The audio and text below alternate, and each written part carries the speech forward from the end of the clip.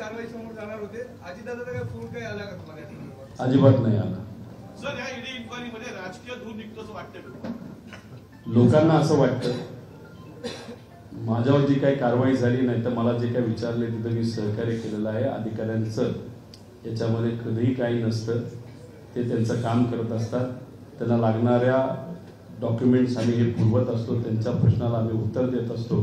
त्यामुळे ईडी कार्यालय म्हणून तसं अधिकाऱ्यांकडे बघून मला काही बोलायचं नाही.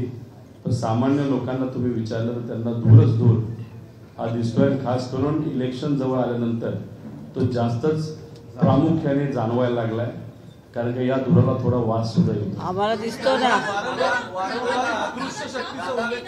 कारवाई सध्या केली जाते विरोधकांवर, म्हणजे अगदी कालही शिवसेनेचे नेते होते, उद्याही शिवसेनेच्या नेत्या इन्क्वायरीला जाणार आहे. विरोधी पक्षांवर ज्या पद्धतीची कारवाई बघायला मिळते आहे, मला वाटतं जसं निवडणुका जवळ येतात दबावाचं राजकारण याच्यामध्ये मला वाटतं. आता ओरिसामध्ये कारवाई चालू आहे, तमिळनाडूला चालू आहे, महाराष्ट्रामध्ये चालू आहे.